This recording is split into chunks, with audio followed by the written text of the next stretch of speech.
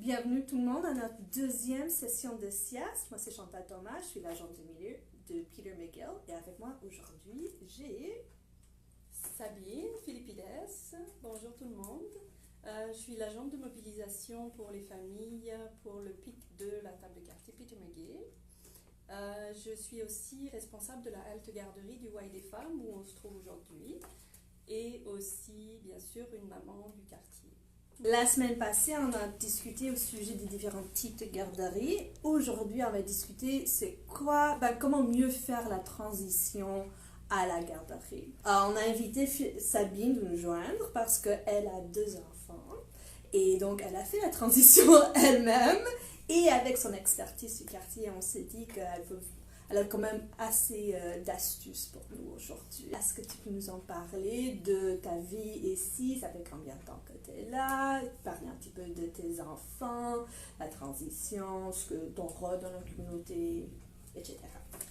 Alors moi, ça fait 20 ans que j'habite ici. Je suis arrivée, j'étais assez jeune. Donc j'ai toujours habité dans le quartier. Et maintenant, j'y élève mes 2 garçons, 10 ans et 4 ans et demi.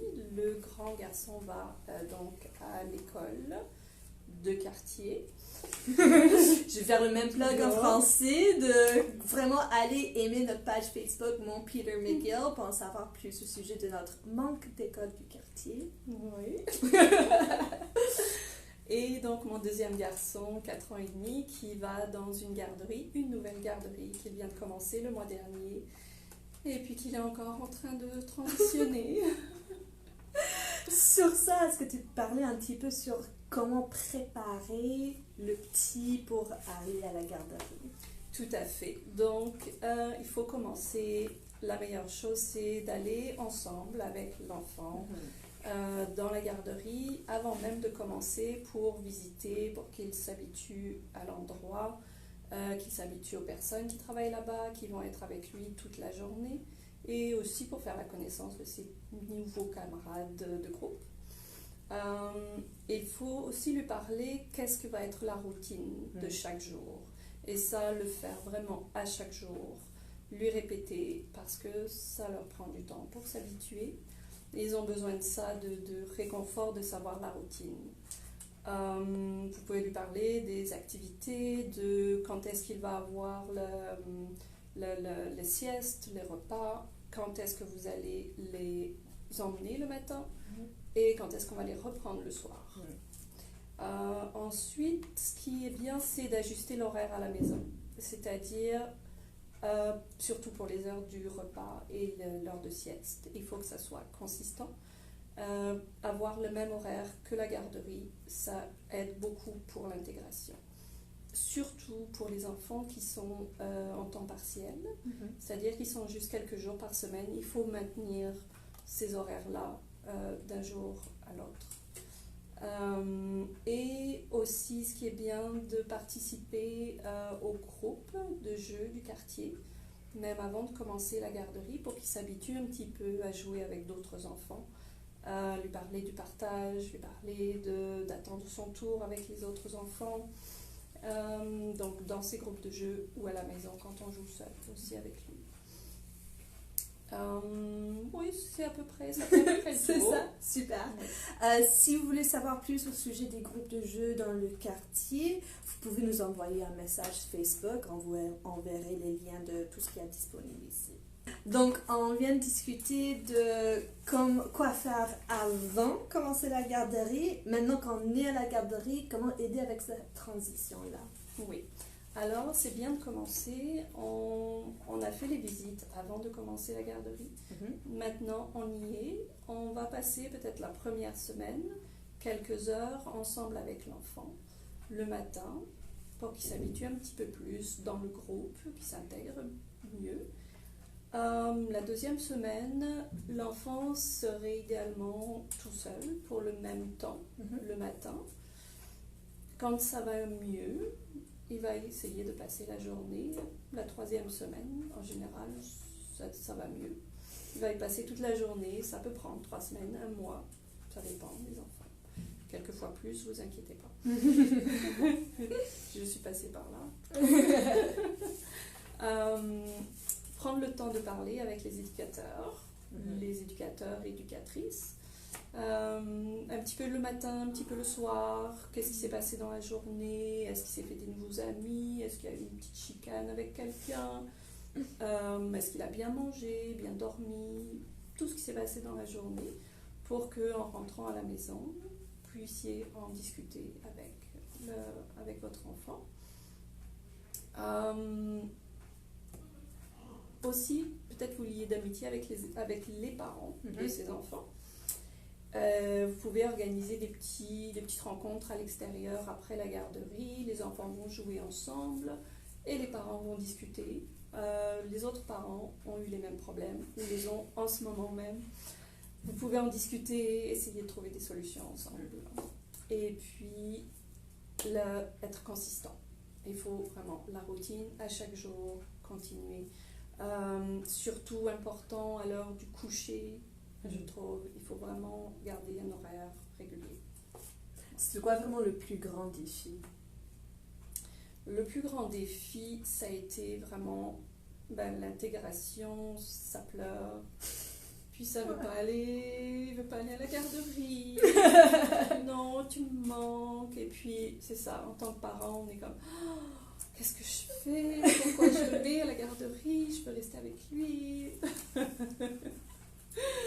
Et des fois, c'est quand même... C'est correct si on décide de rester à la maison avec l'enfant. Quand même, tout à fait. Faut le dire. Oui. Il y a des parents qui peuvent. Oui. Go, tu le fais. Moi. Oui. On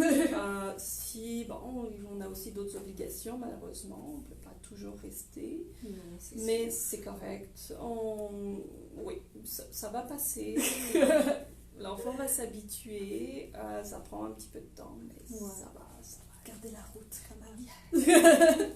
Évidemment, c'est difficile pour un enfant de faire la transition à la garderie, mais comme on a discuté quand même un petit peu déjà, c'est difficile pour l'adulte, pour les parents aussi. Donc, qu'est-ce que vous avez comme conseil pour les parents?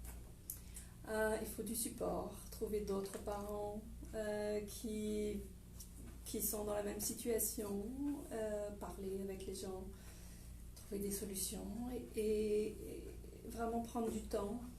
Ça peut prendre du temps pour que peut-être ce sentiment de culpabilité, de se dire oh, mais qu'est-ce que je suis en train de faire, ça va passer. Donc vraiment prendre du temps pour essayer de faire un petit peu des choses, prendre soin de soi-même, donc ça, parler avec d'autres personnes, juste quelquefois lire un livre tranquillement, au calme, aller chez le coiffeur, juste des petites choses pour soi-même aussi.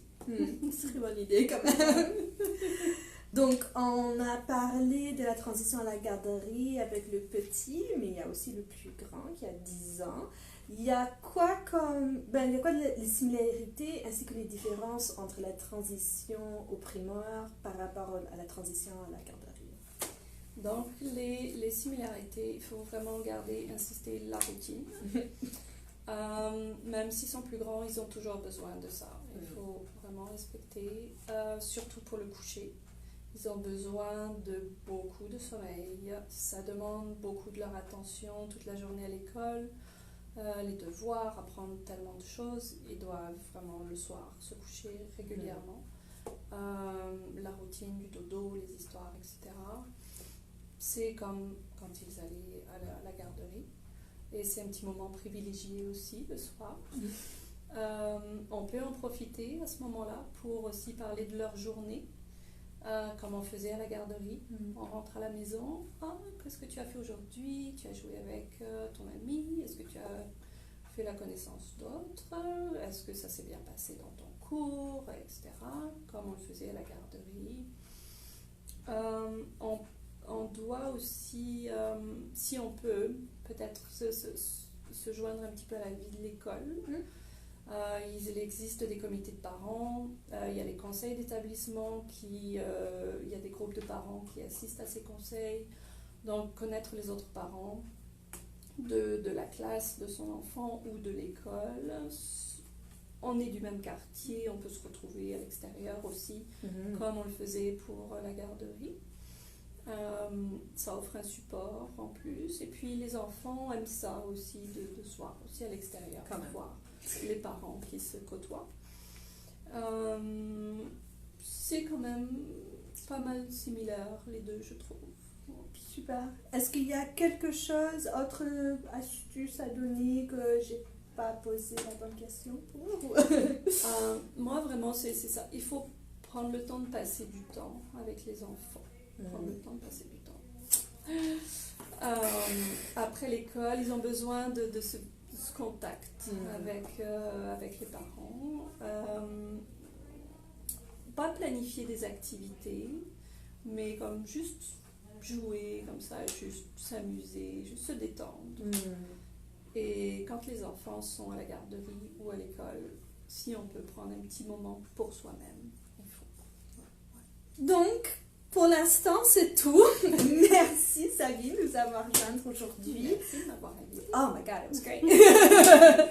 Toutes les infos qu'on a présentées aujourd'hui seront disponibles sur notre page Facebook ainsi que sur notre site web.